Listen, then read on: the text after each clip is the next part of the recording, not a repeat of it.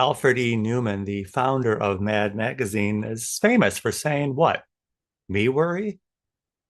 At our local church here in Chicago, they opened a 24-hour crisis hotline for those suffering from anxiety about the results of the recent election.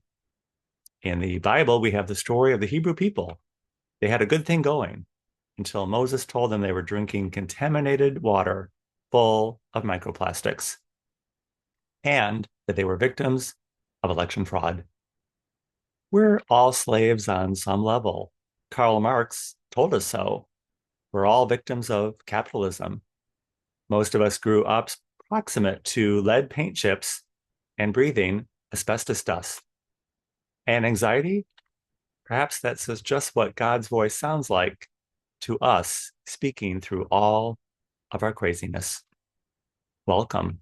Welcome to Illinois Bridging Awareness. I'm Stanley Smith. We started out here as a conspiracy group, then we morphed into a spiritual group, and now we're navigating the here and now. It's probably where we should have been all along, but there was a lot of distraction. Apparently, there was something we were supposed to notice and fix. Many of us think the fix is on the way, and others believe it's the end of the world. I don't recall that there was a crisis hotline set up at church to help people suffering during the pandemic. And we didn't have Brene Brown telling us to all have some hot chocolate and feel better. They told us we were election deniers and to go get a vaccine. Maybe they should have a vaccine for election anxiety. On last week's call, we talked about taking things out of context and acting like spoiled children, complaining who got more chocolate pudding than the other kids.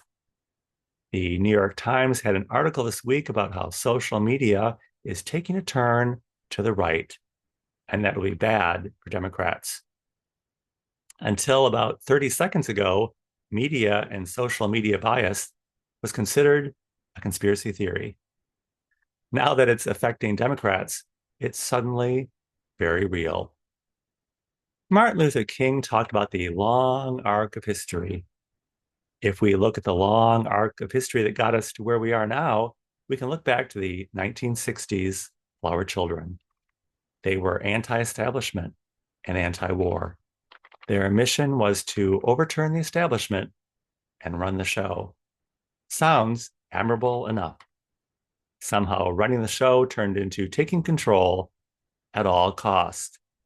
In the process, they sold out to the very values they were striving to uphold. The story of the Bible is the story of the Hebrew people and our story. Our story is not God's plan for us, it's our story and what we make out of it, out of our own free will. God is just here with us. It's the plot of a soap opera. It's entertaining and provides a means to move the narrative along until the plot becomes too obtrusive and becomes a distraction from what's really important in life. Then it's time to push back. That's what many of us believe has now happened. It was a long soap opera with a lot of commercials. Martin Luther King Jr. was correct, and it only took 60 years. If you would like to join us at Illinois Bridging Awareness, the Saturday call is every Saturday at 12 noon Central Time on Zoom. I will include my email in the description of this video. Be happy to send you an invitation. And I look forward to seeing you very, very soon.